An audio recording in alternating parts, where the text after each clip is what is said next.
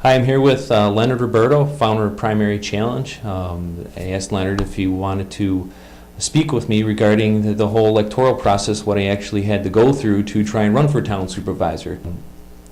So what's your opinion of someone like me getting involved in town supervisor? Well, it's good that people get involved in the political process, regardless of at what level they get involved. Voting is critical.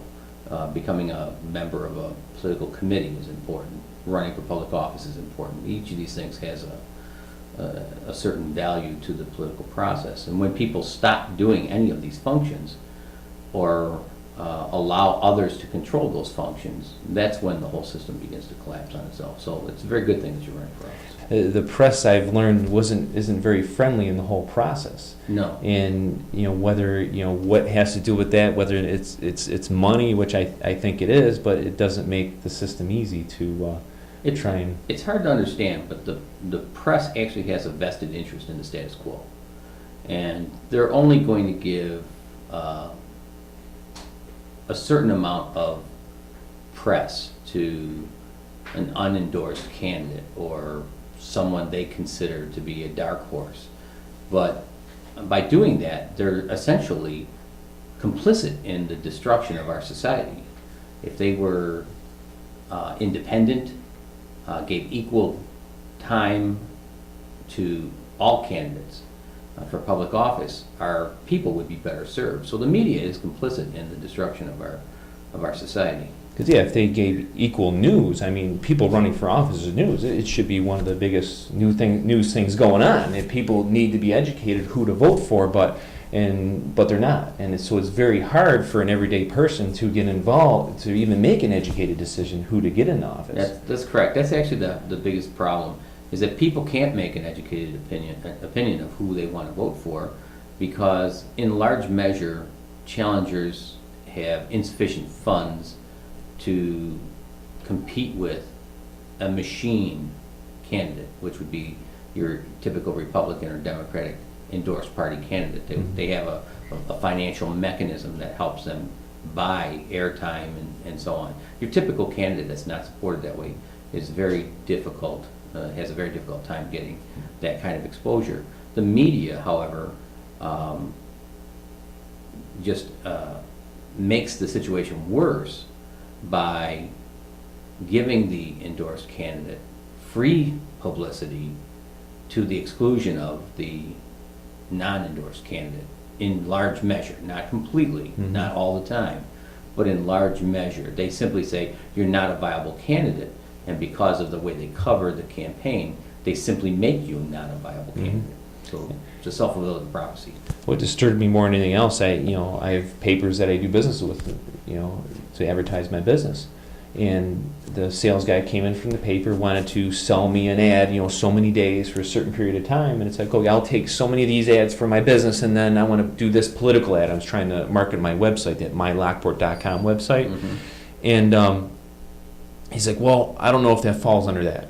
It's like, what do you mean? It's an ad. You're cutting me a deal on it. He's, I'll call you back. He called me back. It was like 3 times more money to run a political ad than a regular business ad.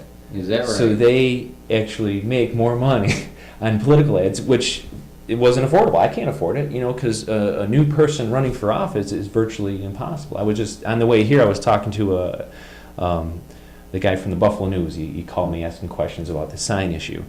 And he goes, well, how's things going? It's like, if I had 1,000 people that give me $10, I'd be awesome. I'd be in really good shape right now.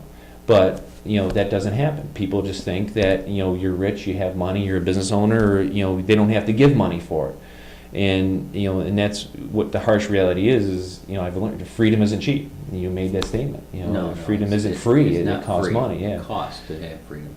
And that is just a big turnoff. And you try and do something good for the community and get your opinions out there. I thought there would be more fair press in what's going on. It's not that way. So the other, when I first met you, when you met me at the Fieldstone there, and you just blew me away, everything you told. It's just on the whole political process, what's going on in New York State. And I never really thought I'd be a part of something bigger, this whole primary challenge, which I want to get into later with the people and educate them what Project 2010 is about, and the New York State Constitution, and educating. Right. Almost every person that comes to my business, I tell them about it. Yeah. Because it's a good thing. It creates a sense of hope now. Because Right. once I knock on doors, we had to collect 500 petitions to run for office, and they only give you a month to get the signatures.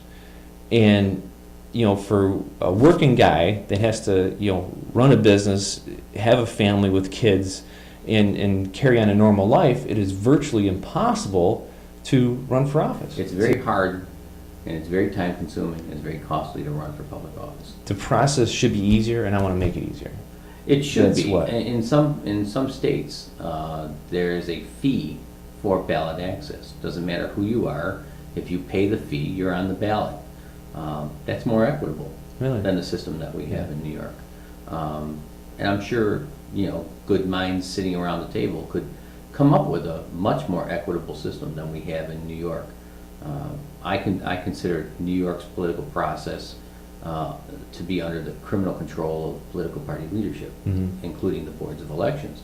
So they exercise an exorbitant amount of power over the political process, excluding the average citizen, such as yourself or myself, from the process, which has caused the people to feel disenfranchised. And that's the result is showing in the turnout at the polls in the last gubernatorial election. Only 39% of the people even bothered to show them. And when you told me about the